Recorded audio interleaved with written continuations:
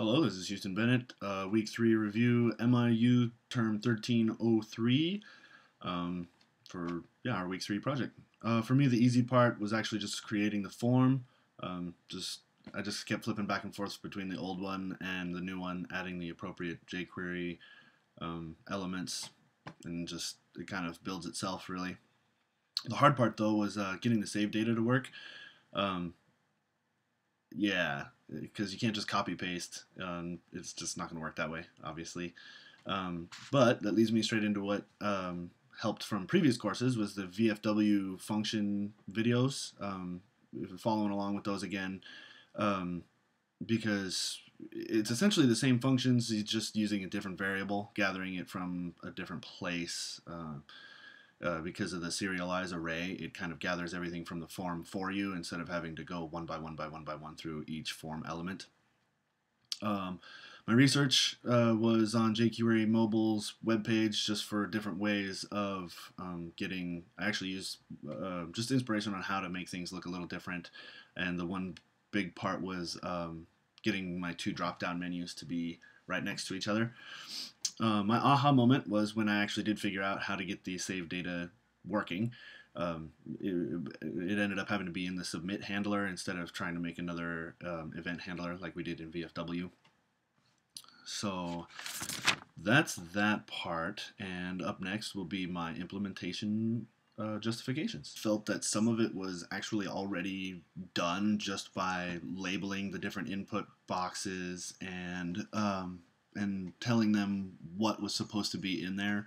The input hints and prompts, essentially just placeholders and labels for the input boxes. That part wasn't all that difficult. The drop-down chooser, same deal. Could by default it just pops up a spinner in the iOS simulator. I felt that was good enough at this point because introducing any extra complexity would have just drove me insane. So I just kind of left that as it was. Although when it comes to the good defaults, some of those were a little bit more difficult. Like as an example, I could not figure out how to get the date picker plugin thing to work correctly, and so probably gonna lose some points on that one.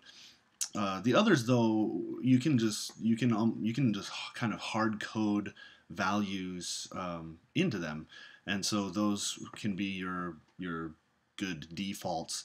For me though, I removed the age slider from my gold app because in the long run and grand scheme of things, the age of your character just really isn't that important, and yeah, it just doesn't fit right with what I'm trying to achieve, trying to make it simple and still get the appropriate amount of information in the long run. The same page error messages, that was again fairly easy. You just need to